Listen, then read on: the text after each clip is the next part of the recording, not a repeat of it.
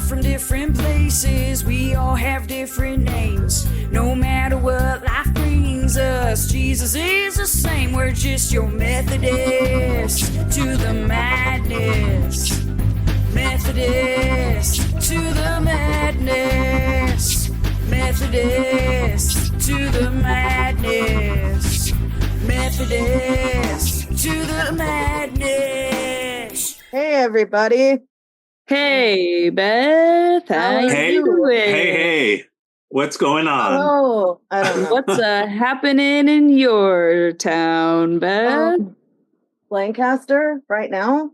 Yeah, you're in Lancaster, so that's a different town than I'm at.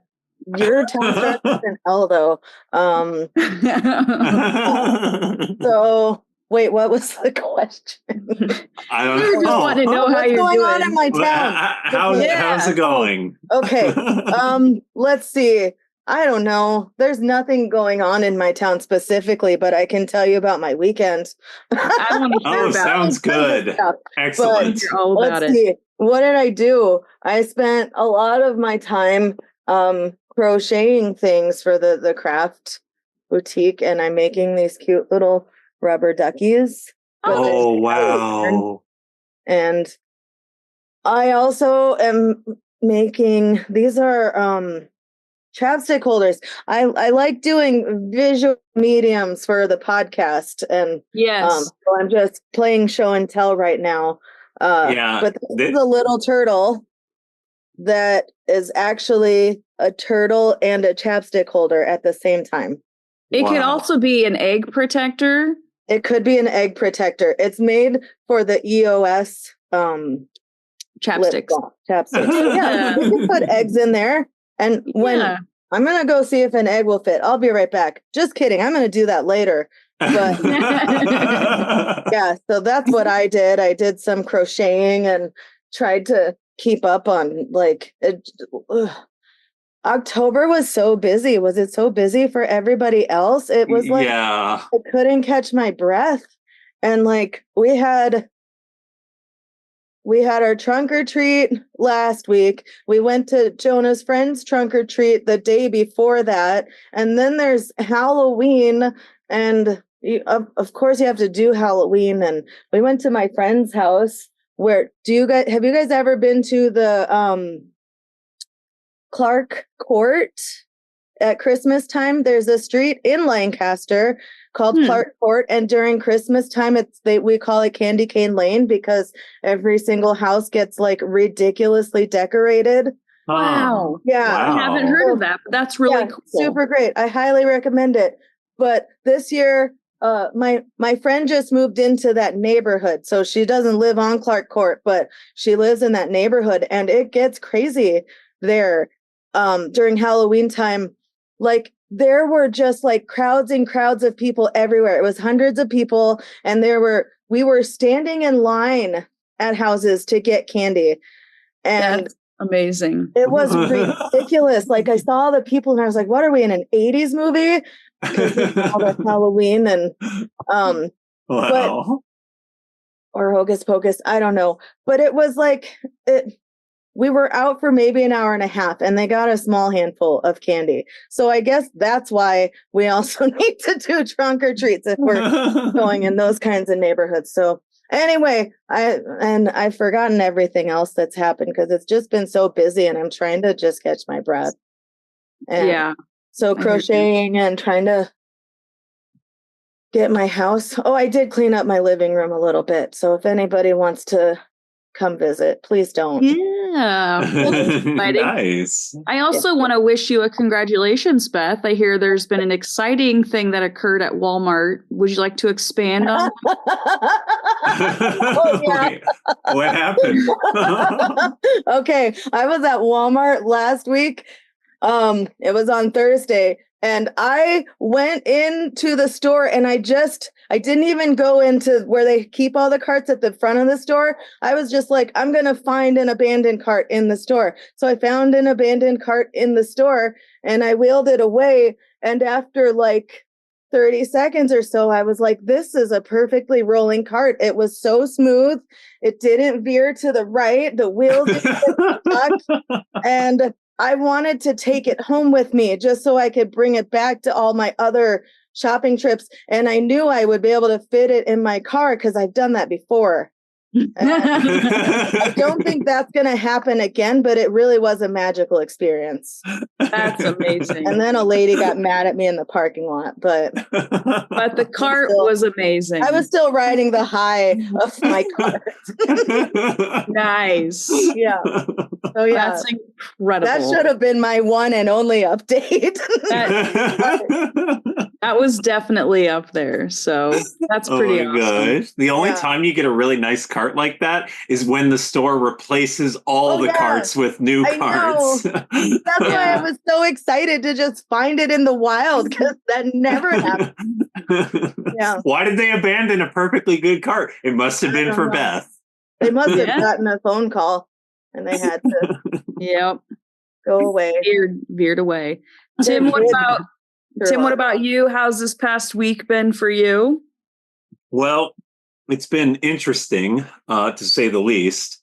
So I've been thinking a little bit more about that fasting thing. So I've been a little bit more intentional with my I basically call it now my reduced protein fasts. So I'm trying to legitimately do like two days a week or something like that. And this is like dietary thing. So I like how Pastor Jim brought that up in the sermon feedback. So I'll expand on that.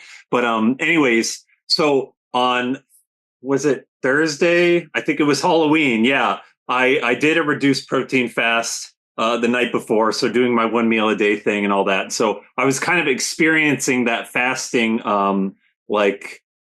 feeling in general. And that's when I wrote that my 3-minute message for what's going to be Young Adult Sunday. I realized that's just happened to be when I wrote it. I wrote it exactly when right after I took a nap, basically. So it's nice. kind of it ended up being like a spiritual wake up from my nap or something. I just decided to write it. It was very interesting, because especially considering the fact that I have a tendency to procrastinate on things. I'm amazed that I just like hammered that out like way ahead of time. We were very impressed. You were the only one who had their portion done, Tim. So it was like, hey, something's going on with Tim, but we're not opposed to that.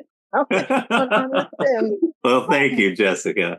So then the other thing is, I guess in the spirit of talking about fasting, the sermon and all that with this series, I just decided, you know what, I'm going to, I accidentally did a reduced protein fast last night because I was just so tired towards the end of the day. And I was like, well, I could like eat some protein this morning so that I'm like normal for the podcast, but I'm like, you know what? This is perfect. Maybe this happened for a reason. Like the second the second week of the series, I can talk about that experience overall. And so if I'm like in word salad mode or speaking differently than normal, maybe it has something to do with the fact that I'm on a reduced protein fast. I don't know. It is. But it is kind of nice that I can go ahead and announce that on the podcast now. I feel like I got some validation from Pastor Jim's fasting sermon series.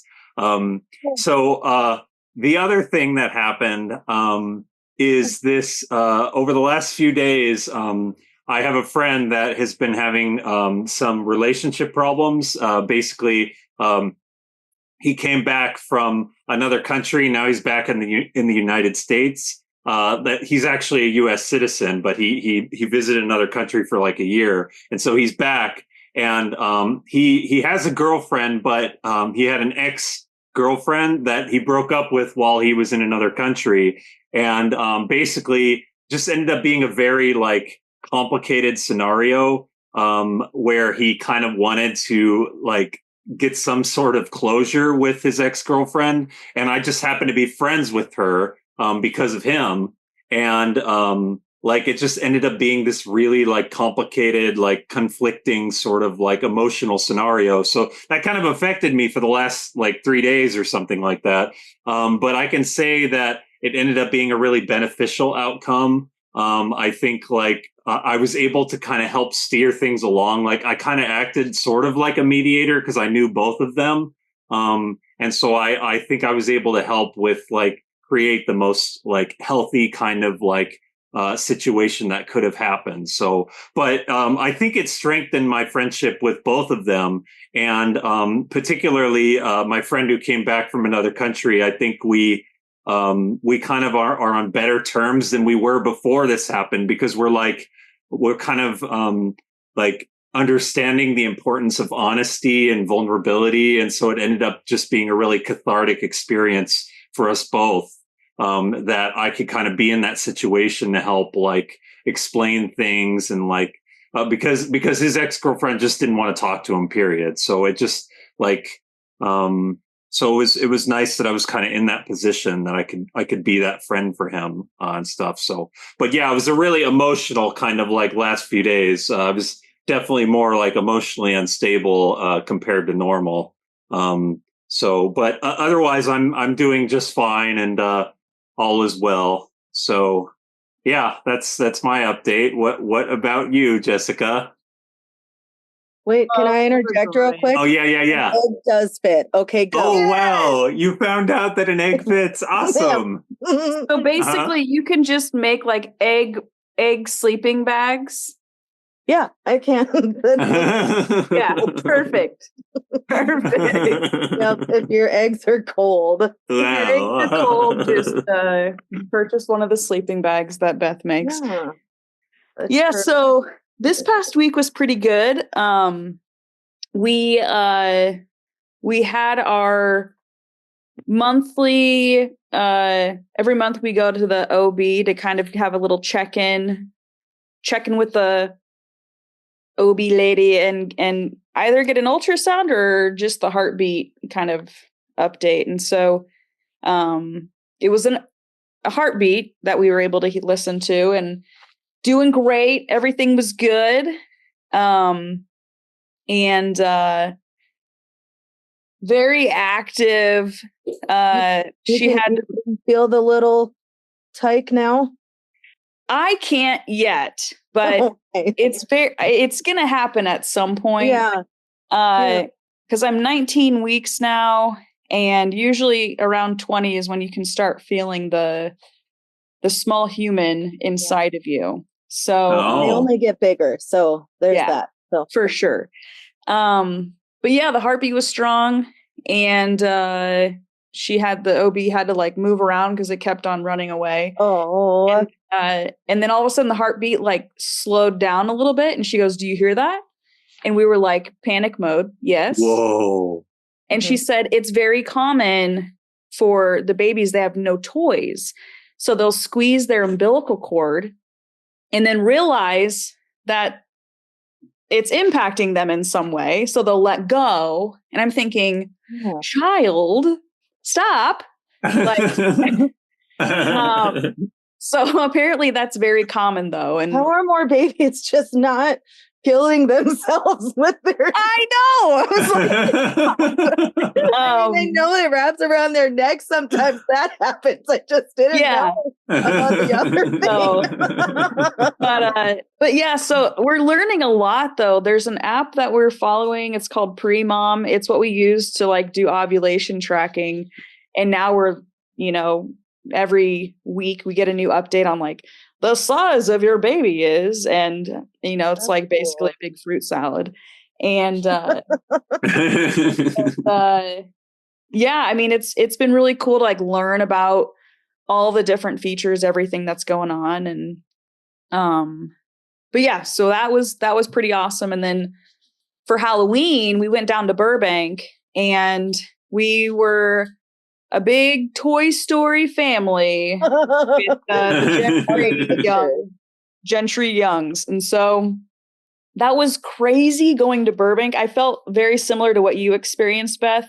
I think at one point I was like, is there a fast pass for this house? I kept saying, what is this? Six Flags? Yeah, it was crazy. And it was like the decorations were, Amber and I were talking, we're like, they have to be like set designers. Oh yeah.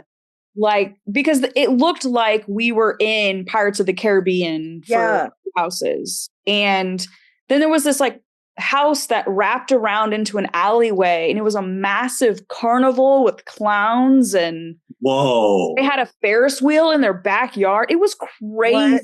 That's where Justin Timberlake lives. Probably. But it was, I mean, it was really awesome to participate in that. And I think we're trying to do that like every year. So that way there's like a big group. So next year we're going to have a little one.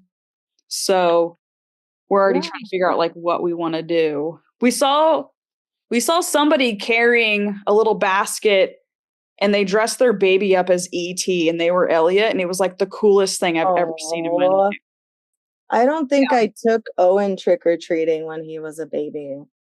No, it seems crazy, especially in Burbank. There were so many people. I was like, I had this like perimeter around my stomach of like, no. Yeah. But yeah, that was it for my updates in terms of this past week. But that's awesome. Yeah, but I would like to share things that are going on in the church.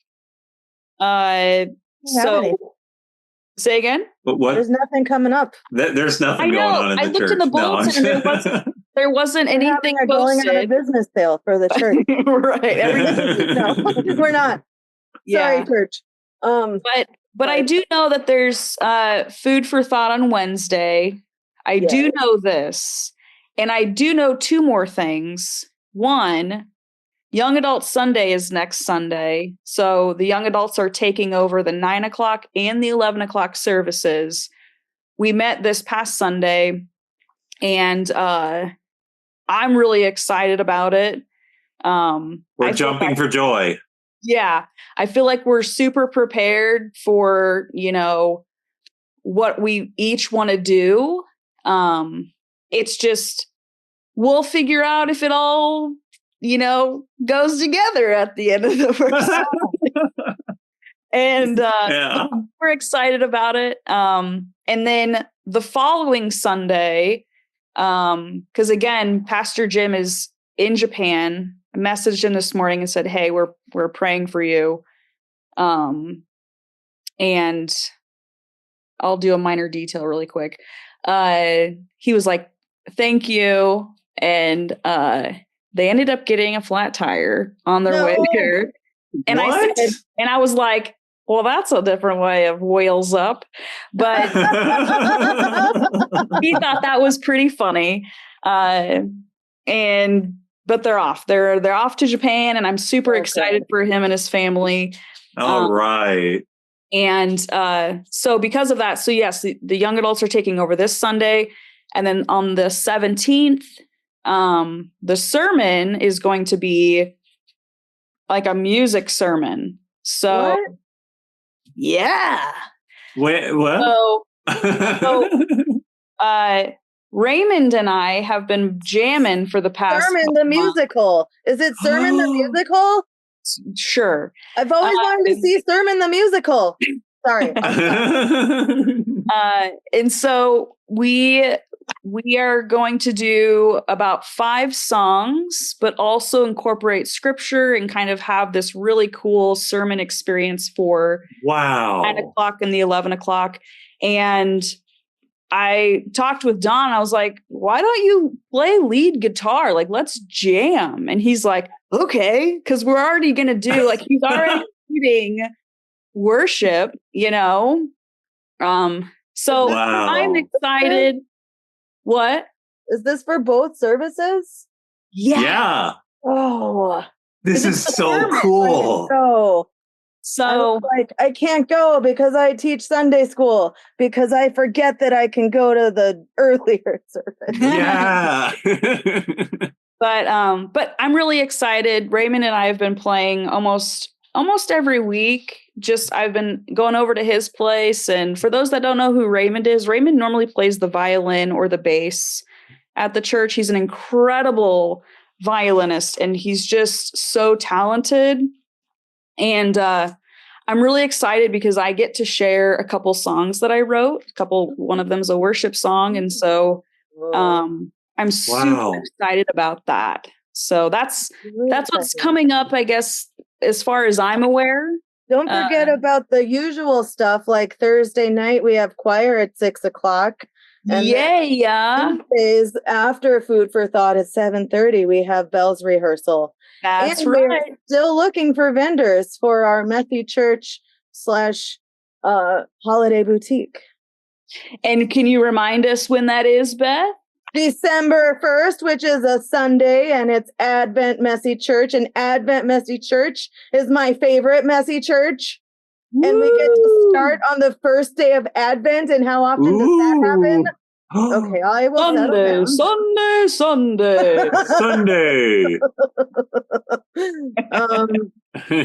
And I guess that's it.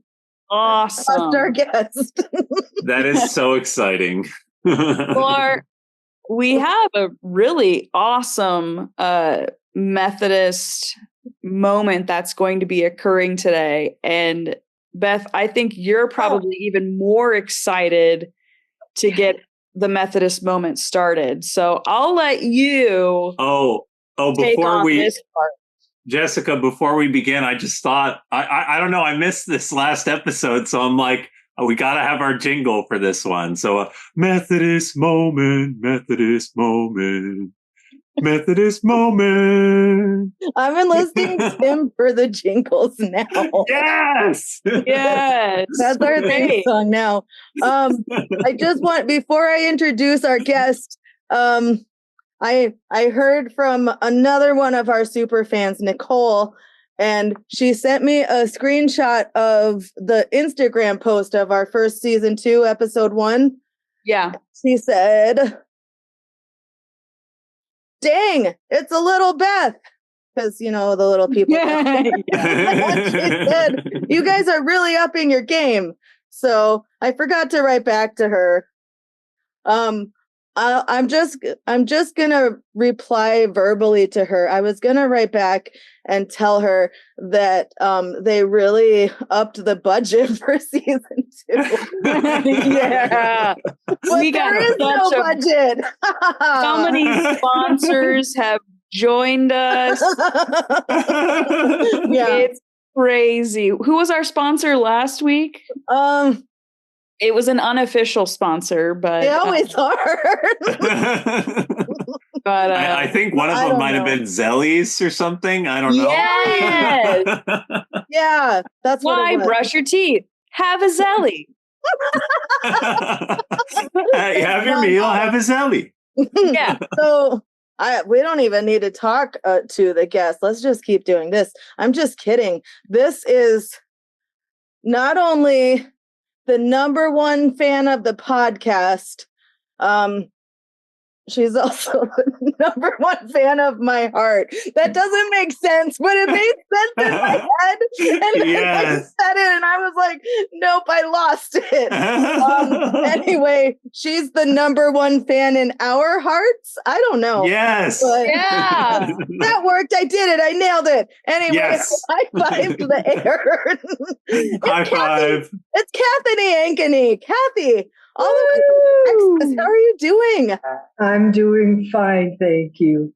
I love being with you. I am, and always will be, your number one fan. Sorry, Nils. Yeah, sorry, Nils. I have more time to email than he does.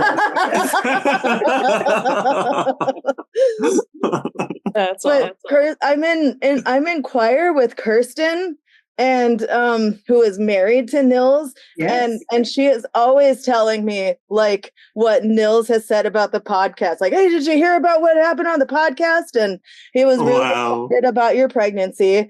And so I do feel like enthusiastically, Nils is also our number one fan. But as far as people who reach out to us and tell us how awesome we are, that's Kathy. Yep. 100%. Can't resist it. You're my Bible bud, Beth. Yes. My cohort. Cohort. Yeah. No, never mind. I'll bring it up later. Yeah. I'll just bring it up now. I didn't watch the sermon. I was voting instead. That's great. That Oh you no, were that's great. exercising Yeah. your right to vote, Beth. That's wonderful. Right before the podcast, Craig and I just sat down and we're like, okay, we should do, yeah. Anyway, Kathy, we don't need to talk about voting, although it is very important. Go out and vote. How is Texas? Texas is good. Texas is interesting. I have a little tiny house and I'm 7 miles from my daughter and her family, which is why I came to Texas. And so far it's been pretty interesting. I've been here a couple of times. I stayed a few months each time.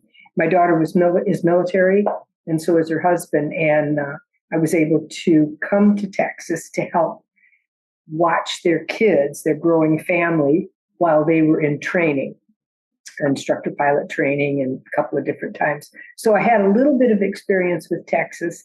And also, my husband was a supporter of the 75th Ranger Regiment, and we would travel around to different military bases. And we had a good opportunity to spend some time in Texas with that organization. So I like it. A lot of mosquitoes. I haven't seen mosquitoes like this. I was born and raised in Michigan. Mm-hmm. And so I know what mosquitoes are like, and those flies, horse flies that bite you. Oh, wow. But Texas is a whole, Texas is different with bugs. There's a lot of bugs. Do mosquitoes love you like they love me? I'm their favorite. Oh, I think it's blood type. Do you think it's blood type? What's your blood type? O positive. Mine's O positive. Oh my gosh. That's why we're best friends. That's my blood type. Guys, Amber is O positive, and she is the same way. Yes. Yeah. We'll both be outside. I'm A positive because I'm always a positive person. And I will have no bites, and her legs will just be like destroyed. And I'm like, girl, where you been? I look like I've been the subject of a dart contest, with all the red marks. Oh my gosh, it's terrible. And there's a lot of ankle biter mosquitoes. I go to take the trash out, and the ankle biters get me, and it's like, ooh. Those get my grandma too. I wonder if she's type O. And it's like a painless process, right? You get all those bites and you don't even know that you're getting all the bites, or exactly. And the sneaky mosquitoes here in Texas are small. In Michigan, they were the size of a horsefly, so you could see them coming and at least stand a chance. Here, they're invisible. I don't know where they come from. Whoa, that's crazy. Oh my gosh. I was thinking. I'm sorry. Oh, I was going to say for some reason, I just can't get this out of my head. So you're talking about horse flies. I keep thinking about this nursery rhyme, the shoe fly, don't bother me. Well, horse fly, don't bother me. Yeah, exactly. Well, I was just thinking that everything is bigger in Texas except for the mosquitoes, apparently. Yeah, everything is bigger in Texas. It is. Yeah. Wow. That's pretty cool. So Kathy, are you still just watching PUMC virtually, or have you found yourself a physical church where you're at as well? I always watch PUMC online, except a couple Sundays ago, part of my family from California came to stay with my family here.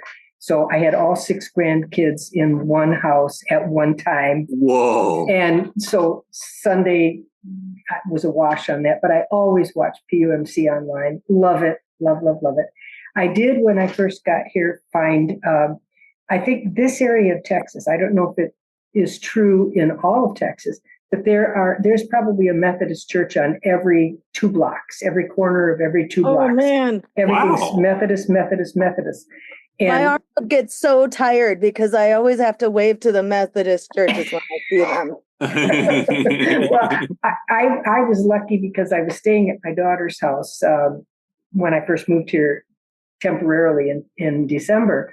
And there's a place called White's Chapel Methodist Church, big church. And one of the neighbors in my daughter's neighborhood suggested that was a good location. And I did attend there. And they have a lot of activities, and I joined in some of that. So I really enjoyed that. But now I do mostly online because I'm still trying to unpack boxes and organize. Oh, yeah. I'm just trying to get myself comfortable. But this is seriously, I guess, the Bible Belt, a part of the Bible Belt. There are so many churches, so many opportunities. Yeah. There's probably a liquor store in between every United Methodist church, maybe.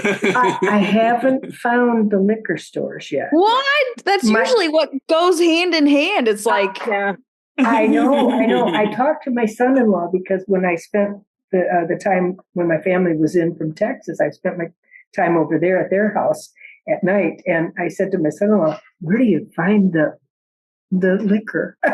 You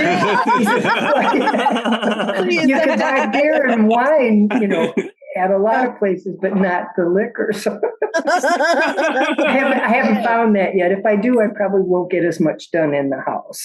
Right. Yeah. Probably better Save to that for fast. after you unpack. Yeah.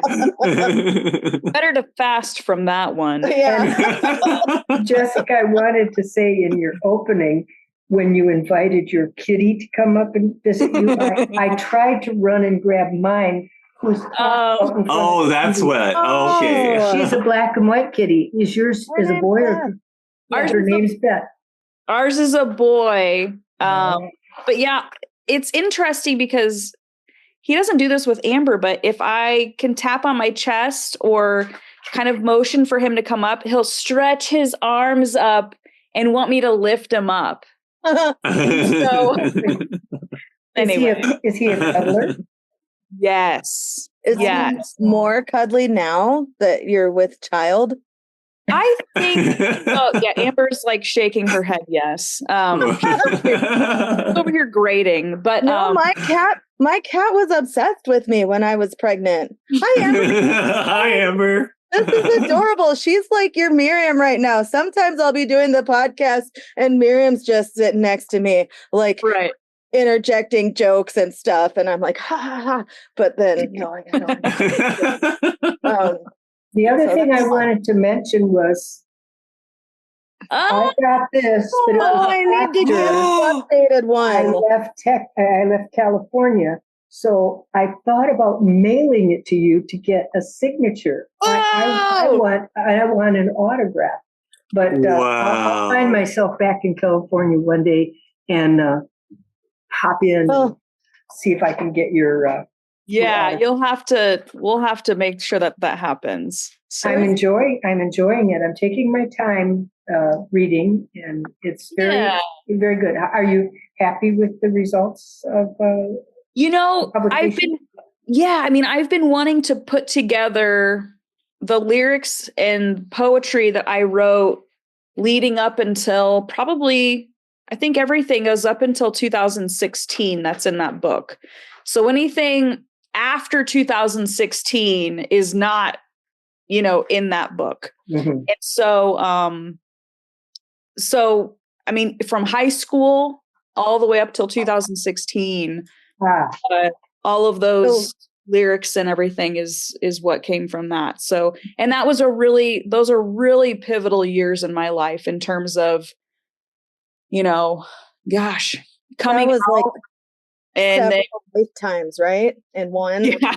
Yeah. Like high school where I was very involved with church, but then also trying to, figure out my sexuality, but I didn't know how to combine faith and who I was. And then military, and then having to leave the military because of being medically discharged. So then it was like mental health was like really, I needed a lot of help at that point. And, then moving out to California and just really trying to figure myself out. So all of that is in that book.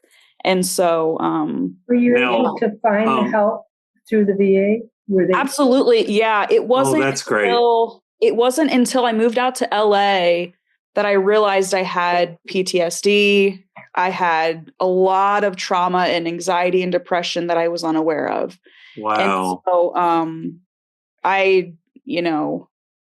I love therapy. I think everybody should be in therapy, even if you don't feel like you need it. And the VA has been an incredible resource for me.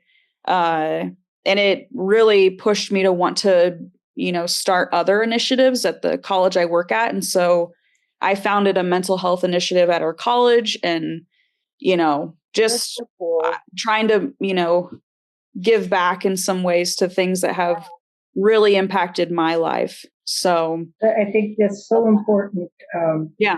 Because with our folks who are service members or first responders, they often aren't given the opportunity to understand, explore how prevalent PTS is.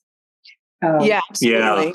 Right, absolutely. Even, more recently with nurses and doctors because of the pandemic, and even teachers in some capacity, I think, and I'll just speak, I think the amount of people who have PTS at this point is well beyond anything that has ever been. It's not necessarily like military service or first, there's trauma. And, 100%. My favorite author, the quote that I love is, all life is slow motion combat. Yeah. Oh, wow. That's awesome. I'll have to look up that book for sure. And there's so much. So, and that's where, I think for us on this podcast, we really want to make sure that we are normalizing therapy and normalizing conversations around mental health, because absolutely, yes, it's incredibly pertinent, and it's it's a crisis in our country, and it is. Even youth are starting to become even more, especially youth. Yeah. So, I was just going to say really quick.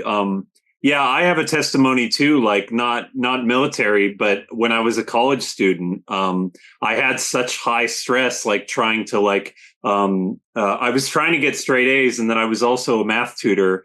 And then I was also involved in a lot of like college campus clubs.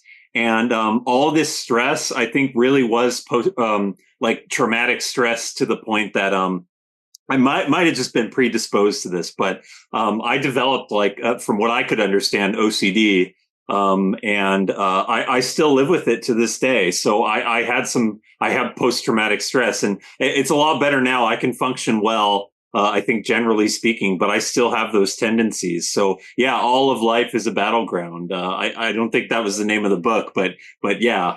Love is a battlefield. That's what Kathy said. Love is a battlefield. Yeah. We are young. I was doing stuff over here, and I've just been I don't know. Never mind. I lost everything on my train of thought. It's fine. Oh, yeah, no problem. I wanted to ask, Kathy, how has the online experience been for you in general with PUMC? Because we have the option to be hybrid. So how has it been basically exclusively online? Have you felt included? You get a lot out of it every single week? Oh, absolutely. I'm so glad you asked about that, because when I was doing scripture journaling with our gang at Starbucks, I always asked PJ, Pastor Jim, why don't we have online services, or where we can at least access the sermons? And then when all of a sudden he started posting the sermons, and then he started podcasting the whole thing, not podcasting, I'm sorry. It was sort of a way of that. Yeah. It was an audio version. Yeah. Exactly. It was. I noticed that on the church app for a while. It's been wonderful. The one thing I wrote a note about one of the things that I love the most, and I think this is Don Morris. I know you have multiple Dons. There's so many Dons. There's Dons everywhere. So many. Around the corner, there's 3 or 4 Dons standing. Half the male congregation, they're all named Don. But Don Morris, I think, is the one who researches and finds the videos that he shows at the end of the service. Mhm. And every time when I was in person, I would try to go to the front of the sanctuary so I could watch those, because everyone's filing out of the service. Yeah. Online, it's like, well, nobody's in my way. I get to watch those Oh, movies. cool. I find those so impactful. And I do miss, the one thing I miss, and it was yesterday's communion service. Hmm. Normally, in the past, from what I've experienced, is the camera kind of pans on the communion table and who's coming up. That gave me an opportunity to see friends, to see who's there, how everything's going. And that switched to like a overlay of a video or something, or just a something on the screen and then music. And I miss that part of it. But I love it when the camera kind of pans the pews so I can see, oh, okay, they're still sitting there in that pew and all my friends are there. I love the online service. It's great, because if, like a couple weekends ago, I was busy with 6 grandchildren, I was able to catch up on it. So it's a great experience. It really is. And I'm so grateful for it. That's awesome. I'm so glad to hear that. I think PUMC will always be my home church, even though I was born and raised in Michigan and was very active in my church, which was a Presbyterian church at the time. Mm-hmm. And but PUMC, from the minute I stepped on the property, that was home to me. Yeah. And I think it always will be. Oh, wow, that is so wonderful. I'm so happy to hear that. Thank you, Kathy. In fact, we forgot to mention that there's grief share going on. That is also happening on Thursdays.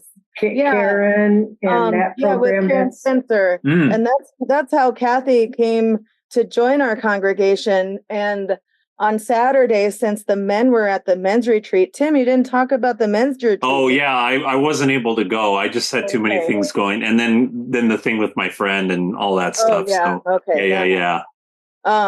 Well, anyway, since the United Men weren't meeting Saturday morning, the grief share did, and they did their holiday service. Yeah, they did the holiday one, and then usually after quilting, we go to lunch sometimes, and Cordelia is in there. I can't remember her last name.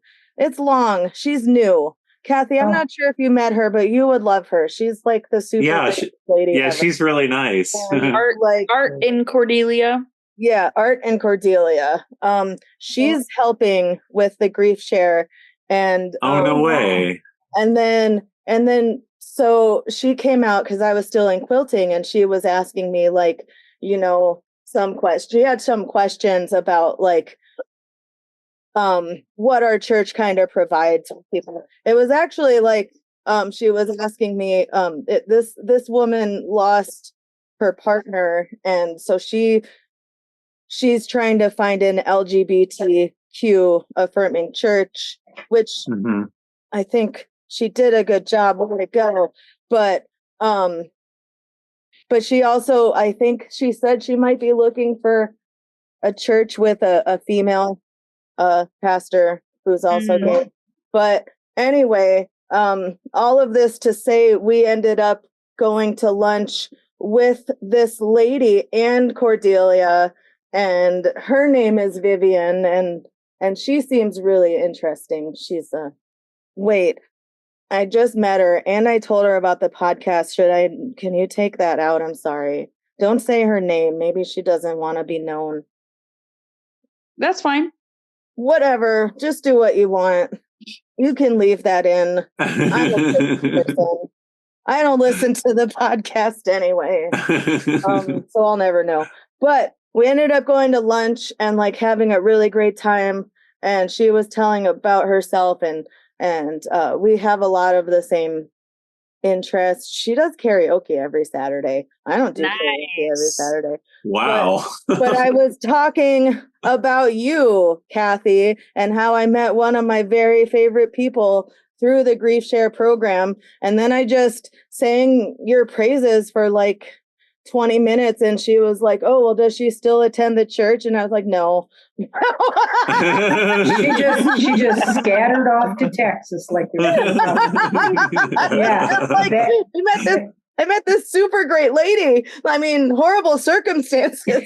The grief share program. I got the disc. I don't have the video, but I have the audio of that program. It's a 13-week program, and that's seriously what brought me to PUMC. Because I think most people know that after my husband's suicide, I came up to Palmdale to be with my daughter and her 4 children, who are my 4 tiny little lifesavers. They life vests. They kept me going, and PUMC Church did as well, and the program that Karen Spencer runs, which is Grief Share. Wow! Because it's a comprehensive program, and it deals with all types of death. Nothing is specific to any one person or any type of loss, I should say. I found it very, very helpful, and through Pastor Jim, I've been given the opportunity, and through the women's groups, because they've allowed me the opportunity to speak a couple times at our retreats about grief and hope and surviving through things that you think are going to crush you and leave you with nothing. And I'm very, very lucky because I find that kind of cathartic for me. And absolutely. Very helpful. And there it is. I love the program. It's a very worthwhile program. Wow. And that's really nice to know that, because I have had experiences where I've lost friends, they're to death and so forth. But I think the more impactful experiences I've had is like one in particular, losing a friend, and she never explained anything about her absence. All of a sudden, I never heard from her again. And it was pretty traumatic for me. So it sounds like any kind of loss would be really a beneficial thing to go to the grief share. Wow, I'm really glad you mentioned that. Absolutely, it helps you through it. Well, I shouldn't say through it. It helps. It gives you an opportunity to open a door and understand. Right, absolutely. Helps you in it, right, Kathy? Exactly. I feel like you're always going to be in it, but I think there's different chapters of being in it. Yeah, exactly. I think so. Right. Exactly. Mm-hmm. Yeah, you're absolutely right, Jessica. That makes sense. Well, I would love if you're up for it, Kathy. I know it's almost midnight in Texas. No, I think it's closer to You'll be in bed before I will be. My cat's going to fight and try to figure out how much she can run around and make me mad. So I'll be up for a while. Thank you very much for the invitation. We'd love to have you participate in sermon feedback and review the most recent sermon. So are you guys all ready to dive? Diving, yes. We're in it. All right. Yeah, so, we're fasting and diving in the pool of sermon. Wait, that made no sense. Not much, Tim, but you know what? It's okay. Come on in. The water's fine. Yeah. Oh, actually, it did make sense. You know how they say don't go swimming after you eat? So that's a perfect time to fast, and dive. That's a wives' tale. Nobody does that anymore, Tim. Oh, really? No. Tim does. So this past Sunday, Pastor Jim concluded his 2-part sermon series of whole body spirituality. The focus was on wisdom and fasting, and we were able to have a quick review of Isaiah 58. And I really enjoyed the additional information on fasting based off of the book that he shared with us. And I feel like my knowledge and understanding of fasting has, not to be pun intended, but more wise in that area, even though the theme is wisdom and fasting. But But I did want to share, there was something that was mentioned in the sermon. It was like half of Christian fasting is that our physical appetite is lost because our homesickness for God is so intense. The other half is that our homesickness for God is threatened because our physical appetites are so intense. So there's this like dilemma of the halves. So I thought that was pretty incredible. So that'll kick us off into this. So who would like to start and share some of their feedback from the sermon? Beth. Yes. Okay, I loved it. It was a little too short. It felt like I didn't even watch it. Oh, I didn't. Okay. Over. Continue. I'm taking a Beth day. Remember Beth days? Yes. Oh, okay. No, you could segue off of everything that we say, Beth. I if you'd probably like. will. Yeah, I have a lot to say about stuff. That's awesome. time. So this was a really interesting turning point for me in my understanding of fasting. Like in the first episode where we were talking about fasting, I was all like, okay, yeah, fasting is a big part of my life and so on and so forth. But at the very end of the sermon, Pastor Jim was like, you don't want to confuse spiritual fasting with dietary fasting. And I'm like, that is exactly what I did. I totally confused the two. You're like, dang it. But I mean, the dietary fasting is sort of an entrance into spiritual fasting for me. Namely, like how I had written that young adult message for the young adult Sunday. That's one thing, but also that day just happened to be on Halloween. I don't know. I don't think it really has anything to do with it, but I just happened to be very anxious. And I think it had to do with the fact that I needed to fast from technology. And I realized it a little too late in the day. I think I figured it out by like maybe 4:00 in the afternoon or something. But that was kind of like a spiritual fasting moment for me, like recognizing that I absolutely need to fast in my life in other ways, namely technology, but also like just any sort of behavioral fasting, like even stopping a certain thing or starting a certain thing. I don't think we brought this up in the podcast, so I'd like to mention before we started recording, I was talking about how I really didn't have any sort of regular exercise routine. So maybe I need to kind of make that a spiritual moment that I can have. Maybe if I think of it in those terms, then that could be a way that I can connect with God, but then also like fast from technology or fast from other behaviors that are not helping me. So that's kind of how I'm interpreting it for sure. And definitely I can incorporate more like a more intentional dietary fasting program to where it complements a more spiritual fast.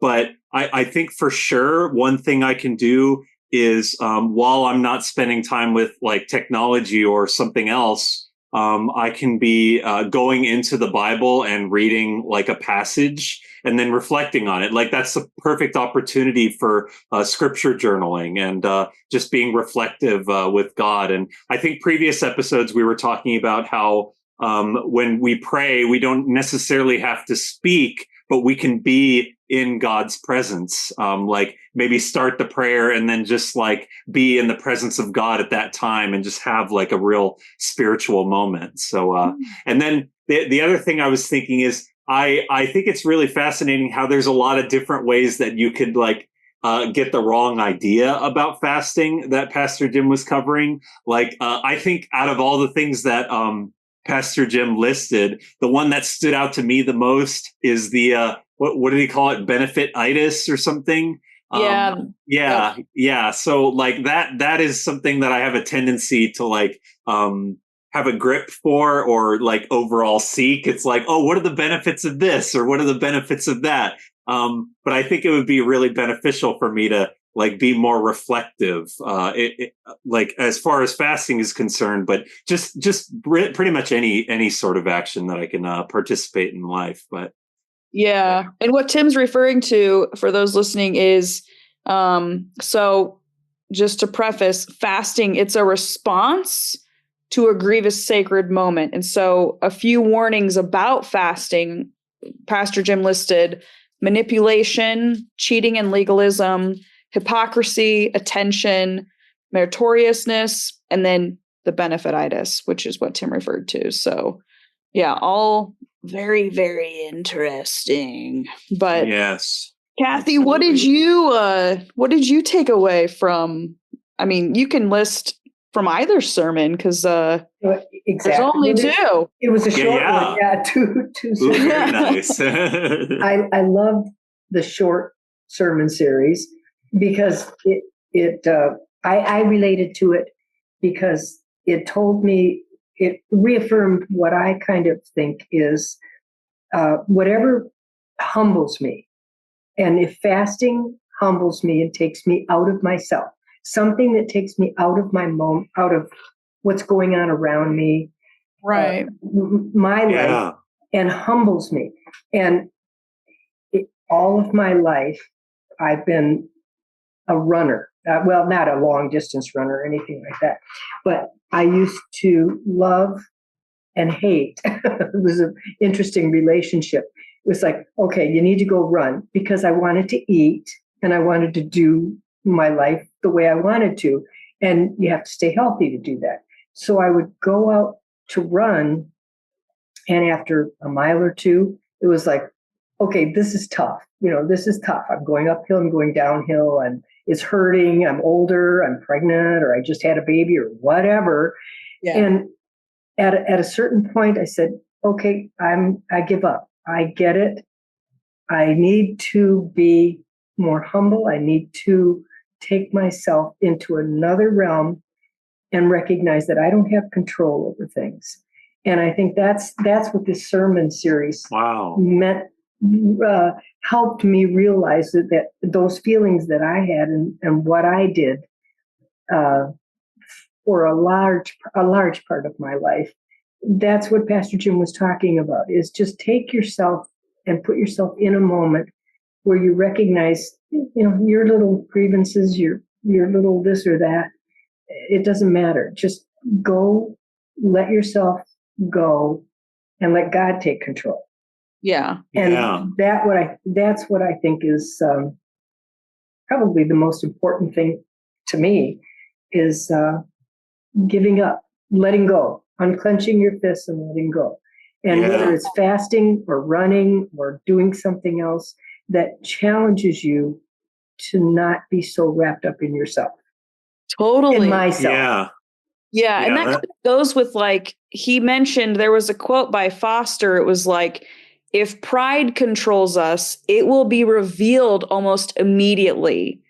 Anger, bitterness, jealousy, strife, fear, if they are within us, they will surface during fasting. Yes. Right. And so whatever it is that we have control, any of that, that's going to, be brought to light. And so what a way to humble yourself. Exactly. Wow. Exactly. It takes all those scales off of you, and you're it sounds goofy, but you're kind of exposed. You expose yourself. Yeah. Right, and it's like, okay, well, all right, you're right. I'm not such a hot shot that I thought I was. Wow. Right. Yeah. I've been muted this whole time. I've been trying to interject. And nobody wants to hear what I have to say. I weren't ignoring you. Kathy said she was going to expose herself. I said, no, Kathy, no. And then my microphone was like, you are muted. Okay, that makes sense. I was like, well, I guess tonight's just the night I'm getting my feelings hurt on my own podcast. Oh my God. Oh, God. That's the last Right, Beth. time I'm going to be invited as a guest, huh? So recap, Beth, all the things that you wanted to say. Yeah. We're very No, excited I now. I was just gonna interject. Anger was the first thing. No, hurt feelings, sadness. I don't know. Anyway, I was just gonna interject that like lately I have just been like this weird ball of emotions that's gonna overflow at any time. And but what I've been doing over the past like week, like last week, I spent a lot of time like this area where I'm at now. This is like it used to be my homeschool table, but now it's my crafting table. And like I've been just like I found these tiles, you know, the sticky backsplash tiles that you get. I found some at the Tony Deal's bin store, and it was like a whole box of them for $5. And I wasn't going to put them in my bathroom or my kitchen or whatever. I put them on this table, and then I filled my table with stuff that I love. I filled it with, I've got the vision board I made at the first women's retreat I went to. I have the other vision board that I made like when Angie Doyle did a women's retreat thing. Kathy, you gave me a Trader Joe's gift card for my birthday this year or last year. I saved it. It's now in that space. I've got pictures of, you know, my cat that is passed on, and pictures of me and my dad when I was little, and a picture of me and my mom when I was Owen's age. And so I've just been like, my house is never gonna be clean, and I've decided that I'm not gonna keep chasing that. I don't need the entire house to be clean. I just need a space that's clean. Yeah. So when everything else gets too much, so this is my space, but I didn't stop there because I was just like, I don't know. I just feel really emotionally unregulated right now.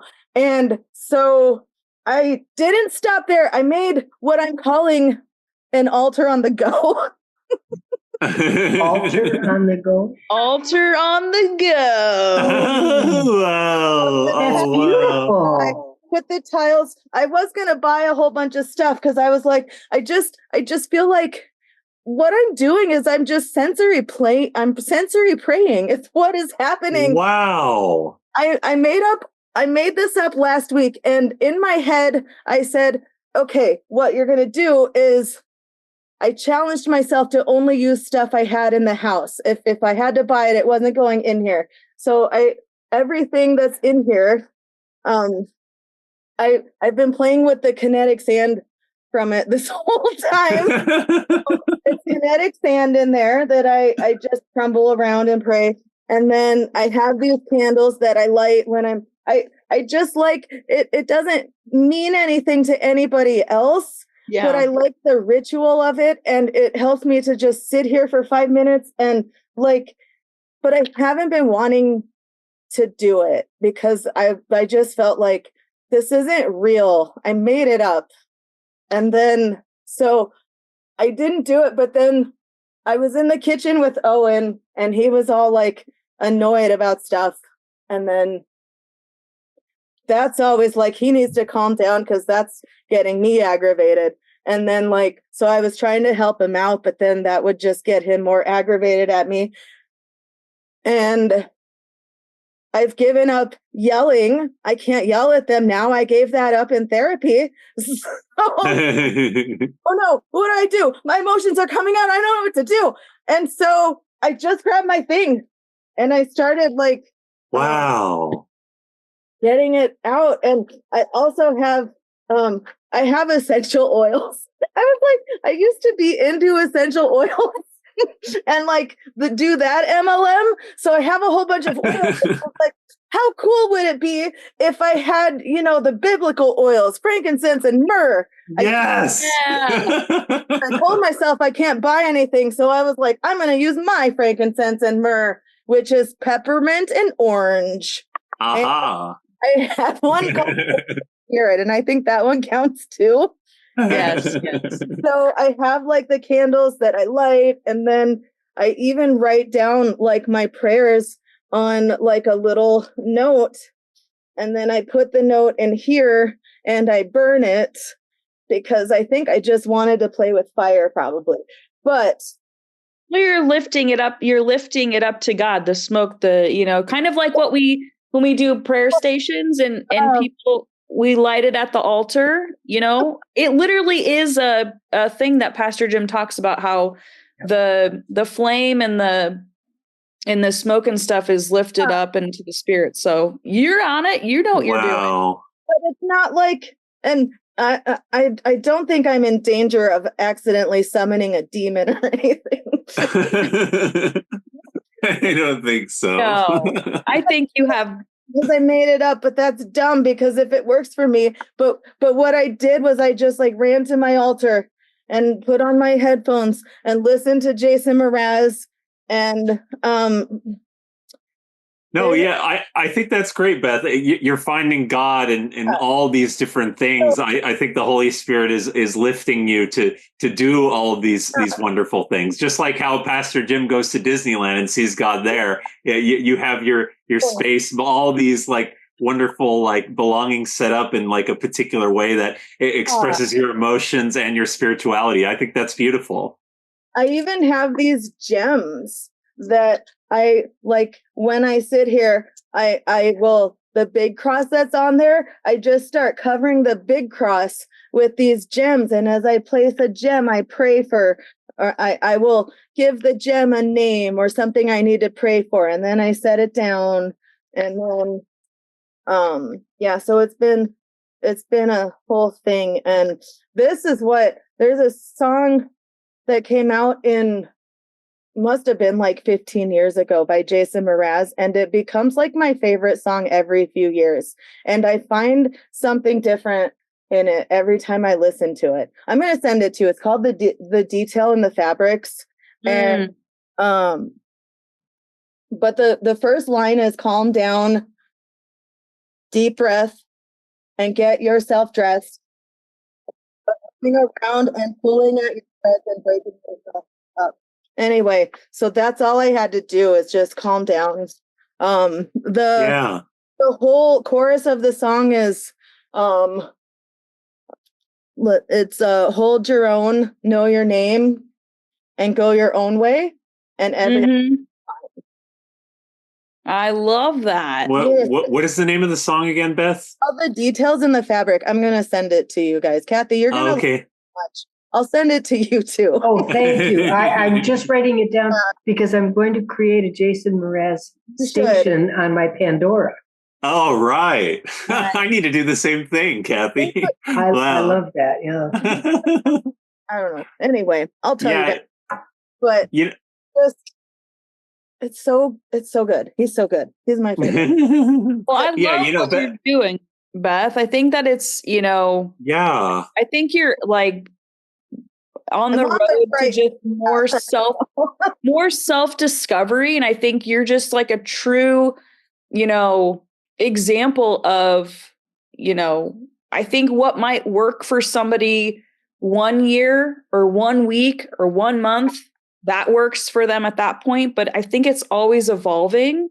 Yeah. And I think you're just kind of sharing with us that self-exploration is a continuous process and there's no limits to it. It's what works for you. And I think that it's awesome what you're doing. I think continue exploring that, Yeah. And I wanted to add that I think that's perfect for like talking about like fasting and reflection and creativity. Like the way that I think about it is like, so you go through a fast or you go through a rough period in your life and you have those raw emotions. And I think if you find that creative spiritual outlet, then you're able to like express yourself in like a beautiful like reflective way, rather than like accidentally lashing out on others, or like behaving in a way that's not like preferred in your mind and heart. So I think that's really wonderful and so inspirational that you're doing that, Beth. And yeah, it's like the perfect opportunity to like express ourselves like during a fast, but a rough period, and then some, like even just ordinary circumstances. Like it's so great to like bring forth all of that. So yeah, like especially considering like how that comes from a spiritual and emotional place for you.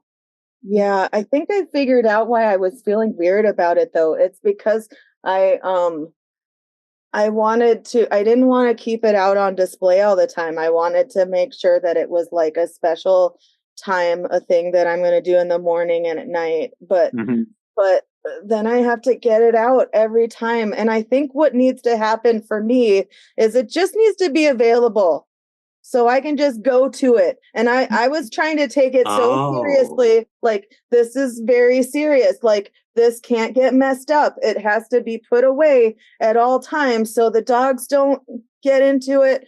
But I don't have to do that. I can just keep it out and go to it when I need to. If I have to set it up every single time, it's like fun. It's like when I was making the rules for my altar on the go, I forgot who I was making the rules for. I just needed to change the rules so they work for me. And that's my whole life thus far anyway. I think you're going somewhere with that altar on the go thing. There's so many people I know that travel or like live in RVs that would totally do that. So maybe you're onto some sort of path that hasn't been made. Like I don't know. Yeah, actually, that's a really good point. Like, there's people that wear like pendants that have a cross on them, and like I even have like I think for the men when I can't remember what the occasion was, but when I was at PUMC in person, they gave me like a keychain that has a cross on it. So yeah, I think that's like wonderful to have an altar on the go. That makes absolutely perfect sense. Tim, are you insinuating that the altar on the go should be like a necklace, like a pendant? Is that what you're saying? It could be, yeah. Just put a chain around it. Yeah, it'll be like Flavor Flav.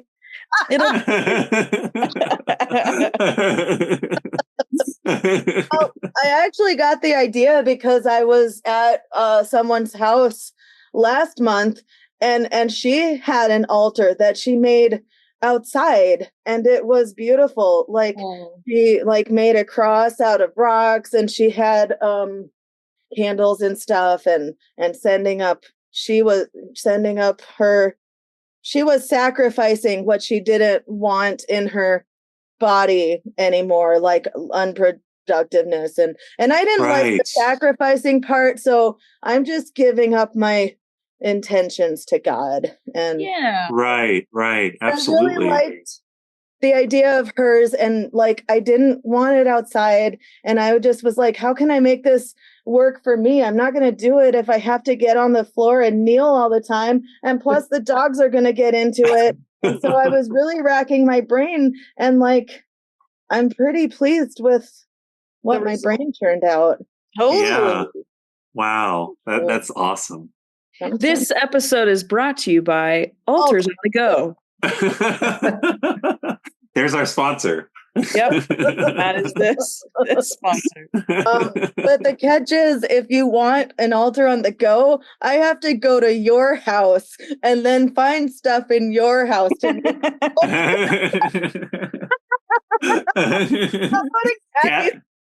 Kathy raised her hand. Come on, I have a guest room.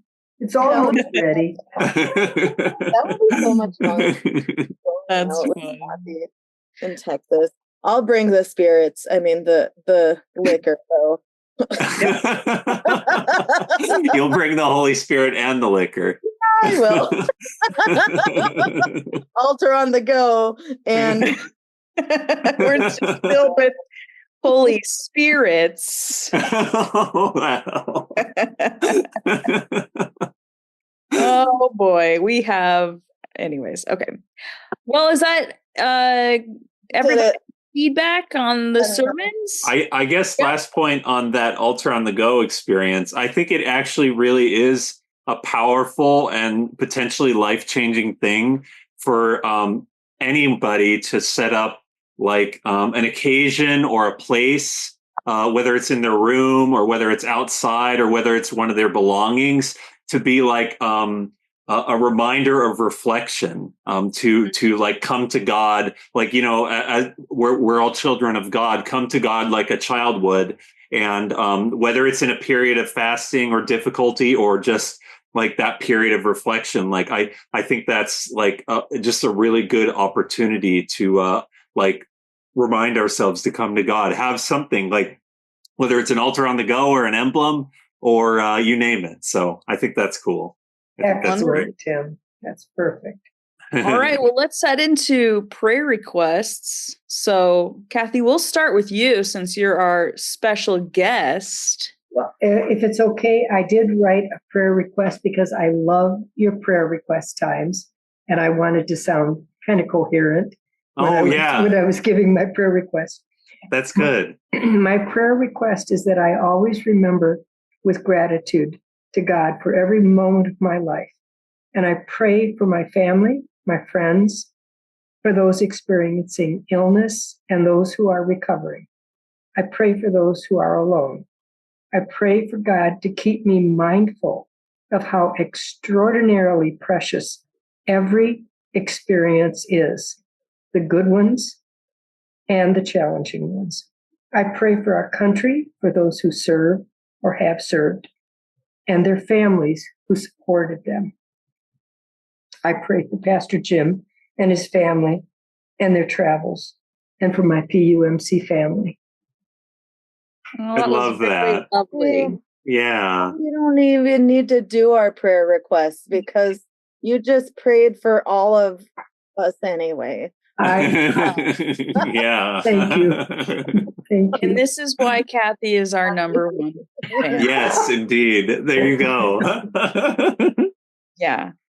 And that what was it, Beth? She is our fan of our hearts of our fan. Yeah. It was, I think something like that. Right? Of the podcast and also the number one fan of my heart. Yes. It's because her mom's birthday is the same as mine. Yep. Only 10 is years that why? apart. Yeah. My mom's 10 years older than Kathy. No.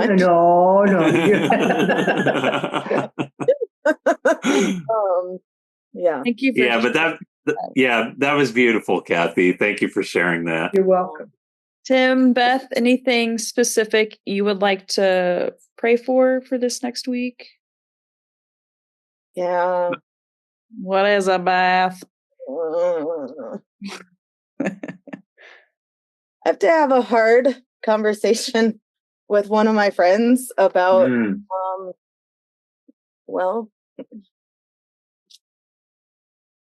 that it's not as dire as I'm making it sound, but I have to have a hard conversation with my friend that involves Jonah. Not that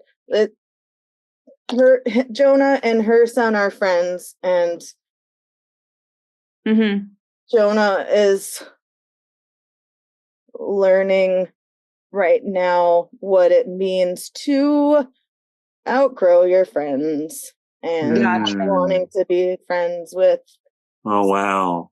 Been friends with for his whole life. And for Jonah to come to me with a problem like that and say words like, what should I do about this? That's serious, because he is a man of few words. And we already had a conversation about it and like what our game plan is going to be, like what I can do and what he can do. And now it's just to you. See where the cards lie. I don't know. So, let's see where the grass grows, the river runs. So You don't think about those things as a parent that you're going to have to like be that person. Where Right. you're like, wait, I literally already like, you're grown. We're good. Like, but that's, I mean, I think that that's great that you both have created this team. So there's a game plan and there's no surprises from either one of you, you know? Right. And so we'll definitely be praying for you to have like the right words to use, because I mean, that's going to be I'm still huge. really good friends with his mom, and so okay. that's part of the issue. I would still like to remain friends Yeah. with mom. I just Right. don't know what it's going to look like, but I can't, like, if Jonah's not having a good time and does not want to further this friendship, I'm not going to make him. Right. Yeah. for his Right. mental health and all that. Anyway, that's my prayer. And Yeah. Yeah, absolutely, Beth. And it's interesting timing that you brought up this prayer, because I kind of, it reminded me, but also I was sort of going to share a prayer similar, and that's I think I could use a prayer to kind of find my place within my like friendship life. Like I think I'm kind of like really figuring out who my true friends are.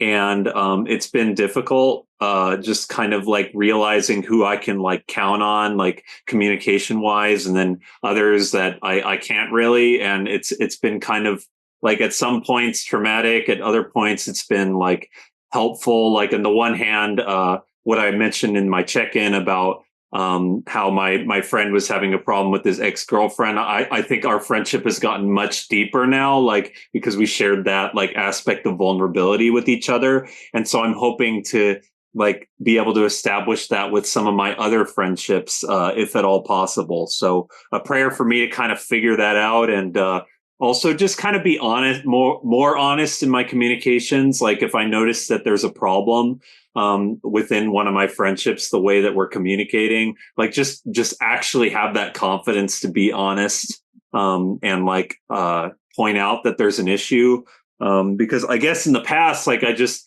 like particularly I guess I'm talking about, I think I mentioned it like 2 episodes ago, how I got in touch with one of my female friends from college, and we just sort of like, I think we're getting along really well, but I don't think we're at that point where we can like be really honest with each other about certain things, like communication wise. So yeah, it's so yeah, a prayer for me to just have that confidence in being honest and vulnerable, and just kind of like be able to keep finding my friends that I can count on, and not be just like devastated all the time about all of that stuff. And all of you are my friends. I can count on all of you to be like true friends. And you need us to change anything, Tim?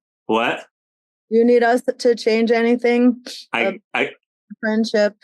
I can't think of anything right now, but if that ever comes, then I appreciate that. I'm ready. Yeah, thank you. We're gonna fight. No, I'm just kidding. I appreciate that. Jessica? Beth. You know, continued prayers for my pregnancy. I know that the next time we record our episode, it will be Veterans Day, but I do want to say, just prayers for veterans that are approaching Veterans Day, because I think what a lot of people don't realize is that we think about a lot of things when that time comes up.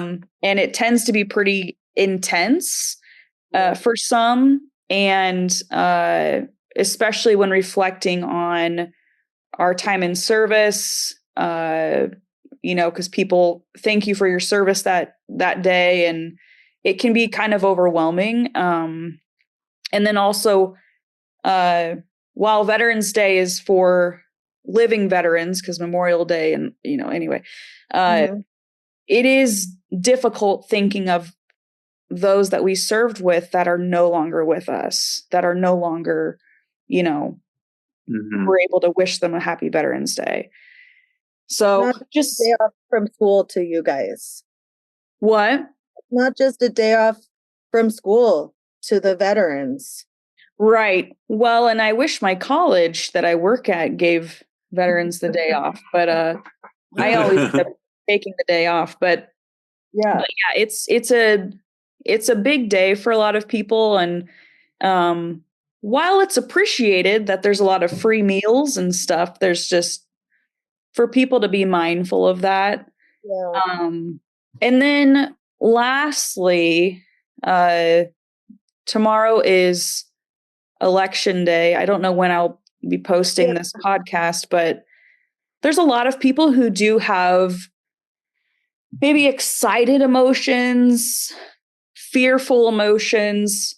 All of the inside out 2 emotions are in play. Right, Basically. right. Especially For sure. Yeah. Yeah. And so I think just prayers for our country and for people to, no matter what happens, to trust God's plan, to trust, what's to come, and also to respond to whatever the results are with love. I think that's the biggest thing. Yeah. So those are my prayer requests. Thanks, Jessica. Yeah. So, sorry we kept you up 3 hours past your bedtime. I know. It's like at least 3 a.m. now. I know. Yeah. Kathy's good for another 3 hours or so. I don't know. Just Yeah. Well, her cat is going to keep her up, so that's the fact of it. She's hiding, and now I have to find her. Oh, That's a she's bet playing. for you. She's playing hard to find. Exactly. She's best. It's hard to get. It's hard to Yeah. That's but off the grid. That's the off the grid version. Jessica, if I could say just one thing. I don't know if you've had a chance to see an ultrasound. You have had an opportunity to see the ultrasound where your baby's moving. We did at 9 weeks, and then we have our 20-week anatomy scan coming up next Tuesday. Oh, I think, yeah, next Tuesday. And so we're like really excited about that, but yes. We're also like, please don't show us anything because we're not wanting to find out the sex of the baby boy or girl. Not until it's born. And so we're like, oh, that's good.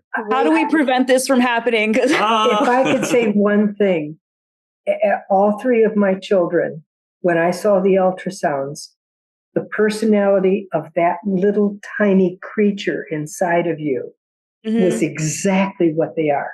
Yeah, I know. And I think that's what really scares us, because the ultrasound, the baby was like, when we saw the baby at 9 weeks, it was everywhere. Yes. Yeah.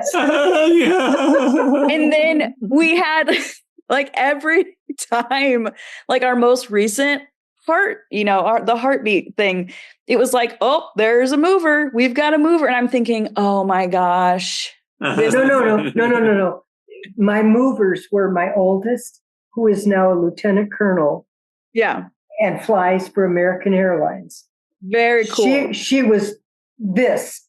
Yeah. The middle one is an engineer. He worked for Boeing. Now he works for Dell. He was sound asleep and stayed that way almost the whole pregnancy. The third one, just like his sister. So, God, what a blessing to be able to experience that. Yeah. I'm so happy for you. Thank you. Yeah, it is great to see God in new ways. Yes. And it's just been, it's a miracle. Like the whole process. Yeah, it is. Absolutely. Yes. When I was with Owen, like, even though I know that babies have been being born for like the beginning of time. Like, I just couldn't believe that like my body could grow a baby, and it was just doing it. Didn't have to tell it. Okay, put hair on there. It's doing it on its own. I'm like, Yeah. and then when the baby was born, I was like, that came out of my body. My body did that. It's just, it's Yeah. over it by now because they're 15 and 17. But like the whole time I was like, the body really is a miracle. Wow. That is so I'm neat. so I happy love for that. you, Jessica. This is such an adventure. What a wonderful, wonderful time for you. Wow. What a That's blessing. amazing. Wow.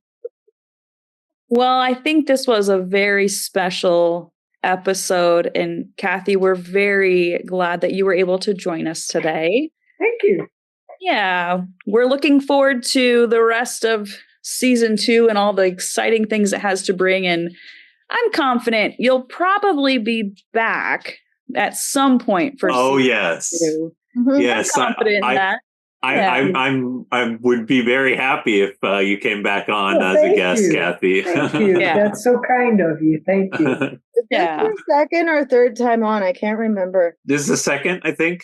Okay, I thought it was only second time, but my brain has exploded, and I was like, "Oh no, it might be the third," and I forgot. No, because I've been in your face forever. Okay. You're my cohort at Wrightwood, Camp Wrightwood. Yeah. All right. All right. Well, with that being said, Love you. Stay mad, you Methodists. We all have different names. No matter what life brings us, Jesus is the same. We're just your Methodist to the madness. Methodist to the madness. Methodist to the madness. Methodist to the madness.